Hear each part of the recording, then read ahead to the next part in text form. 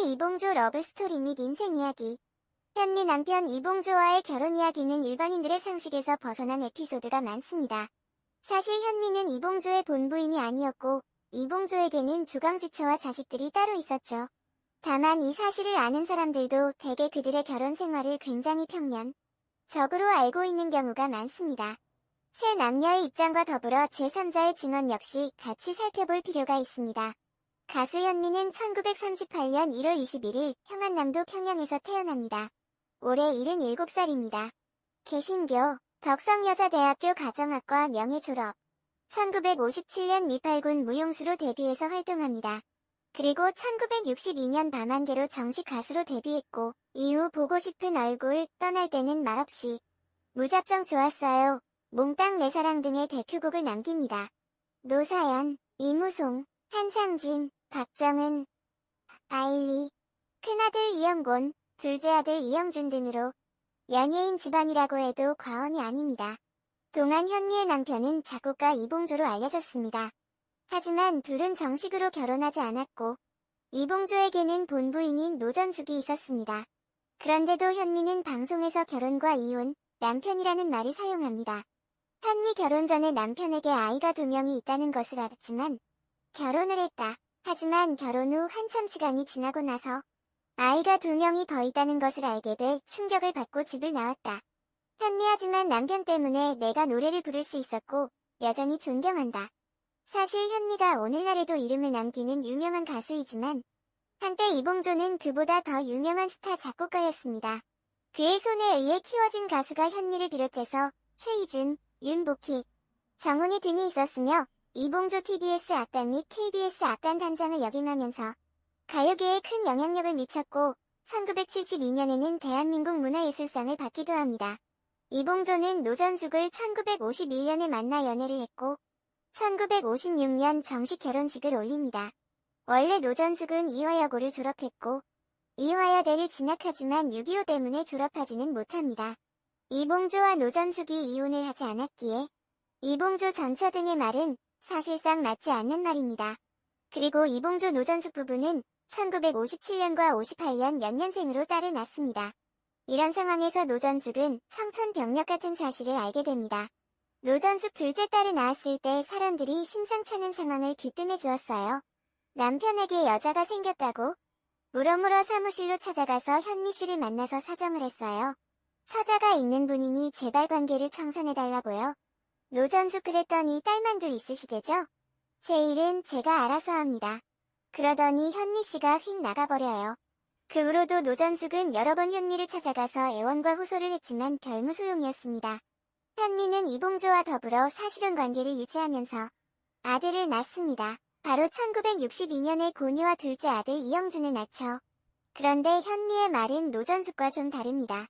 현미 21세에 처음 그분을 만나 3년 동안 진하게 연애를 했다. 당연히 총각이라 생각했고 이봉조가 아이 둘 딸린 유부남이란 사실을 전혀 몰랐다. 현미 그러다 임신 7개월이 됐을 때 이봉조의 본처가 찾아와 자신의 남편이 유부남임을 알게 된 것이다. 그때 그분에게 저는 몰라요. 결혼하자고 해서 청혼을 받았고 지금 임신 7개월째예요. 결혼하자고 하면 할 거예요 라고 말했다.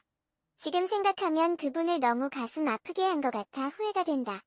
현미와 노전숙의 말이 서로 다릅니다.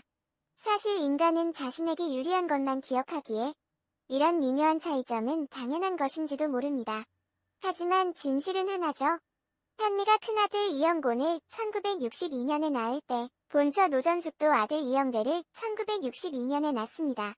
그리고 현미가 둘째 아들 이영준을 낳고 후에 노전숙이 막내딸 이지수를 낳게 되죠.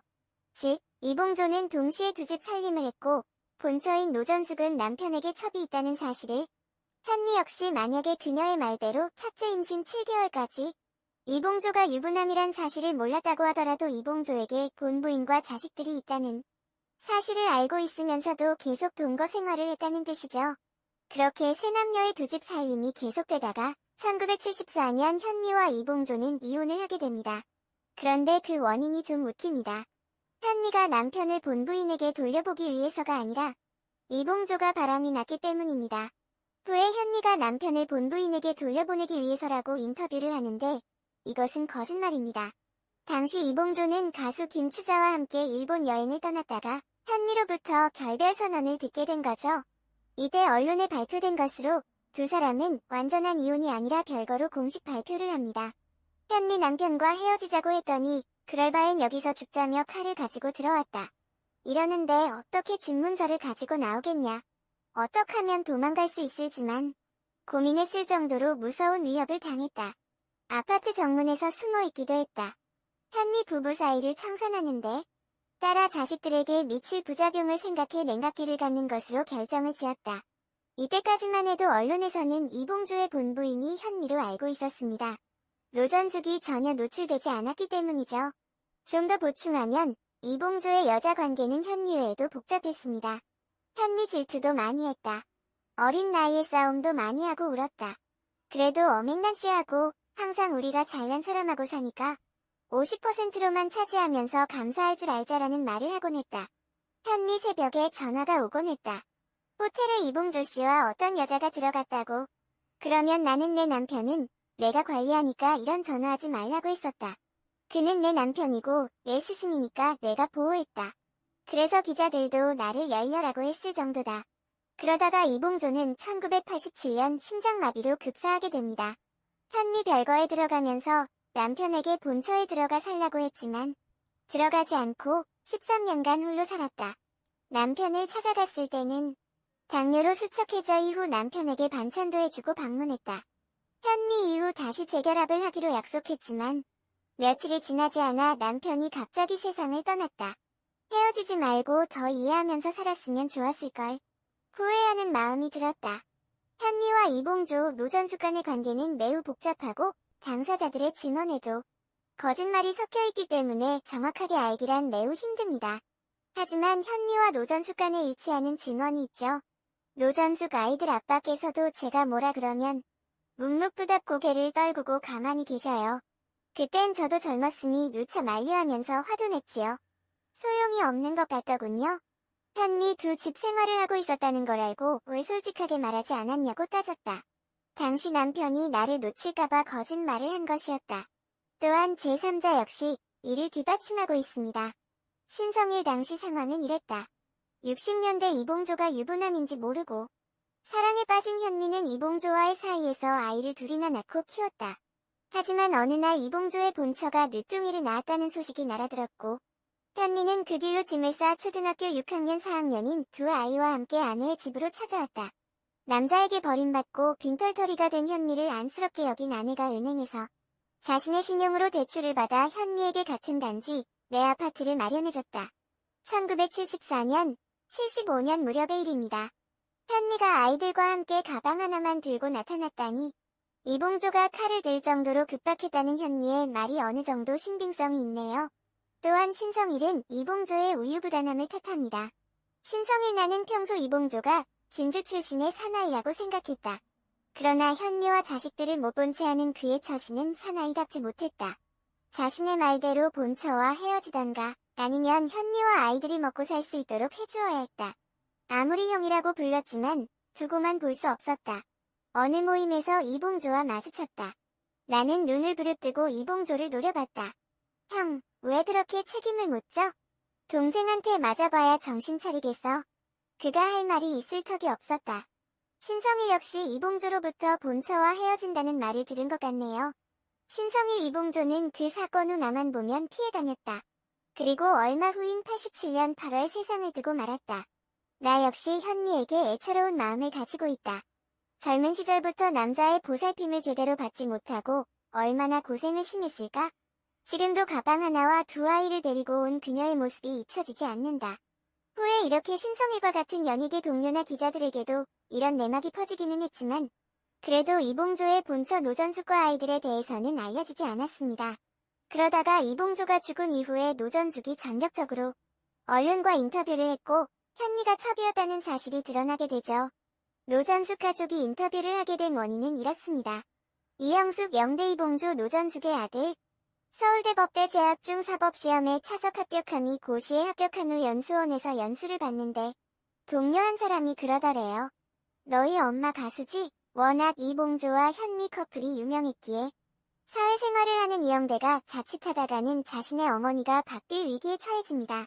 결국 이들 가족이 어쩔 수 없이 나서서 내막을 밝힌 것이죠. 이제 사건을 정리해보면 여기에 가장 큰 책임자는 이봉조였습니다. 본처와 자식들이 있는데도 거짓말로 속이면서 당시 처녀였던 현미와 동거 생활을 합니다. 본인은 자신의 욕망에 충실하게 살았는지 모르겠지만 그로 인해서 수많은 사람들이 상처를 받았습니다.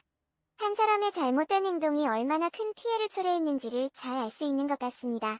게다가 이봉조, 현미, 노전숙에게는 잘못이 있을지 몰라도 아이들에게는 잘못이 없습니다. 그런데 이봉조는 죽을 때까지 자신의 책임을 회피했죠. 노전숙 남편의 부고장에 현미에게서 낳아진 두 아들의 이름도 다 넣었다. 그러나 호적에는 네 자녀뿐이다. 이봉조가 그쪽 두 아들의 입적 문제를 거론한 적이 없었기 때문이다. 결국 현미의 두 아들은 호적 때문에 상당 기간 고통을 받게 됩니다. 남녀간의 실수를 해서도 안 되지만 실수를 한 뒤에는 뒤수습을 책임져야 하는데 이봉조는 완전히 못 본 척을 해버렸네요. 두 번째는 현미의 잘못 역시 큽니다. 위에서도 언급했지만 현미는 중요한 말을 합니다. 현미 부부 사이를 청산하는데 따라 자식들에게 미칠 부작용을 생각해 냉각기를 갖는 것으로 결정을 지었다. 자기 자식이 중요하면 남의 자식 역시 중요하다는 평범한 진리를 현미는 왜 몰랐을까요? 또한 자신이 이봉조의 바람기 때문에 시달리면서 왜 노전숙의 마음은 헤아리지 못했을까요? 단순히 다른 사람의 입장으로만 생각하면 되는 간단한 사실을 대부분의 인간들은 제대로 하지 못하는 것 같습니다. 마지막으로 노전숙 역시 문제가 없는 것은 아닙니다. 혹자는 남편이 불륜을 저지르는 와중에도 4명의 자식들을 훌륭하게 키웠다고 칭송할지도 모릅니다. 하지만 노전숙은 굳이 남편과 현미를 간통죄 등으로 고소하지 않습니다. 아마 간통죄를 처벌을 하면 실질적으로 이혼을 해야 했기 때문에 그런 행동을 하지 못했던 것이 아닌가 합니다. 노전숙 역시 배운 여성인데 좀 더 과감하게 행동하지 못했던 것은 많이 아쉬운 것 같네요. 물론 아이들의 정서를 위해서 그랬다고 하면 본인은 어머니란 이름으로 너무 큰 희생을 치른 것이 아닌가 합니다. 또한 이봉조와 현미가 헤어진 후에 이봉조가 혼자 살다가 심장마비로 급사했다는 사실에 주목할 필요가 있습니다. 아마 이봉조의 마음은 노전숙으로부터 훨씬 전에 떠난 것으로 보입니다. 이들 부부의 자세한 내막은 알려지지 않았지만 이 정도였다면 아무리 아이들의 아버지라고 하더라도 과감하게 보내줄 필요가 있었지 않았나 하는 생각이 드네요. 현미 이봉조 러브스토리 및 인생 이야기